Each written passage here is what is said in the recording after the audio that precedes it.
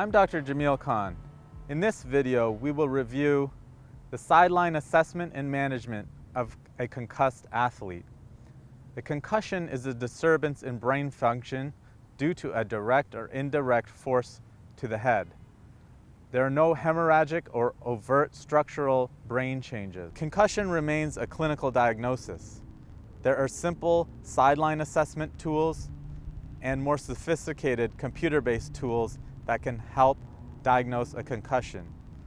Many of these tools require a preseason baseline that the athletic trainer may have on file to provide you. Every concussion may present differently, so be suspicious and be thorough in your evaluation. This is important to prevent a concussed athlete returning to play and undergoing another blow to the head, resulting in second impact syndrome, or repetitive blows to the head, resulting in eventual chronic traumatic encephalopathy. Our goals in assessing an athlete for concussion are: 1, is a concussion probable or not, and should the player be removed from play? And 2, evaluate for other injuries or red flags that may require urgent referral to a higher level of care. These are the major signs and symptoms of concussion in an athlete. You can break it down into 4 major categories. Think physical. Does an athlete have headache, nausea, incoordination, dizziness, balance, motor, or visual problems? Number 2, cognitive, disorientation or confusion, fogginess or slow, difficult concentration. 3, emotional. Are they irritable, sad, or angry, more emotional or nervous? And 4, sleep.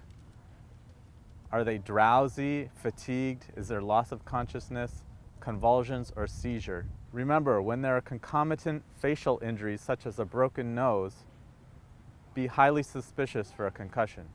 When you approach the downed athlete, you first do a primary survey for dangers that may harm the athlete immediately, what the athlete's response is, are they talking to you, the airway, breathing, and circulation. A secondary survey would include discovering what the mechanism of injury was, assessing a Glasgow Coma Scale. Remember, any score less than 15 is beyond a concussion, and a more severe brain injury should be suspected. Assess the athlete for any blood or CSF leaks, any threats to the limb or C-spine, any facial or skull bone fractures, and do a brief but thorough neurological exam. When should you send a patient to the emergency department? These are the signs of increased intracranial pressure that you should be concerned about. Again, Glasgow Coma Scale less than 15, any loss of consciousness, convulsions or seizures, worsening headaches, deteriorating mental status, late or persistent vomiting, late or worsening amnesia, focal neurologic signs such as cranial nerve deficiencies or asymmetric limb weakness, vision or speech changes, and lastly, any associated head or C-spine injury. You should have a low threshold to remove a player from play.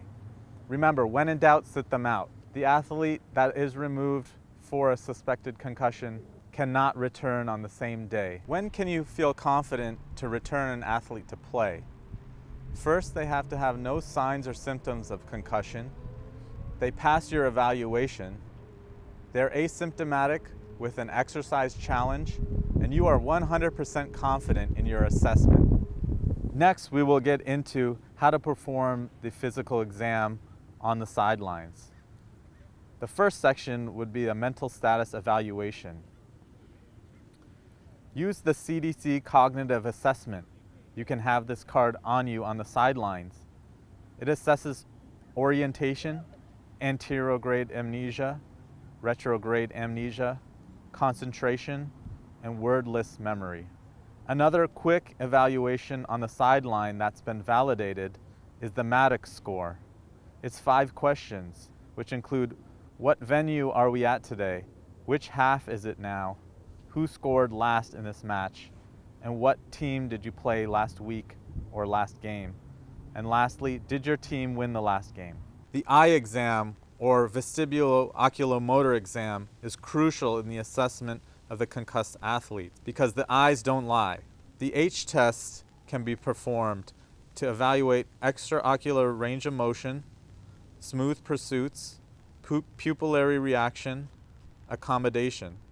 Abnormal exam would include limited range of motion, poor tracking, jerky eye movements, end-range nystagmus, or blown pupils. The next test is called saccades. It's done in the horizontal and vertical orientation. The athlete is required to focus on alternating fingers to the rhythm. Abnormal tests are under or overshooting of the eyes or inability to maintain the rhythm. It can also be done in a proximal to distal fashion. The next test is near-point convergence. The examiner brings an object towards the athlete's nose and asks them when they see the object double. An abnormal test is diplopia at 15 to 20 centimeters, as it is normally seen 4 to 6 centimeters from the face. The next test is the horizontal and vertical gaze stability, testing the vestibulo-ocular reflex.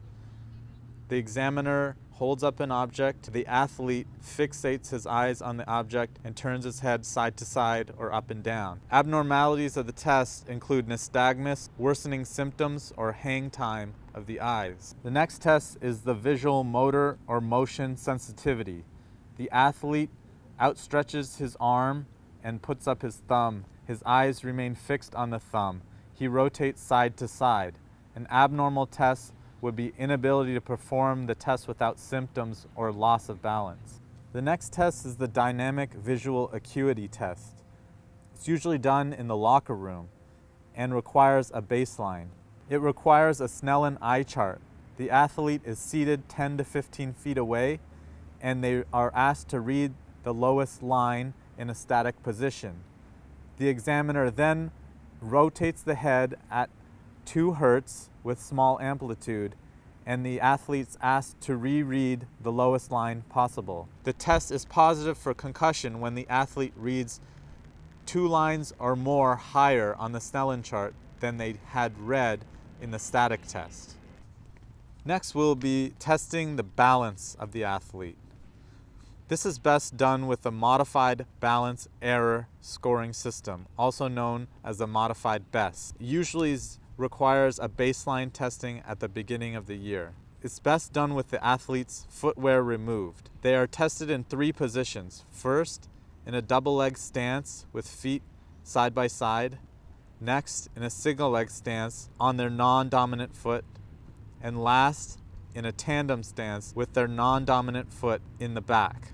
They are tested for 20 seconds with a stopwatch, each with their eyes open, then with their eyes closed.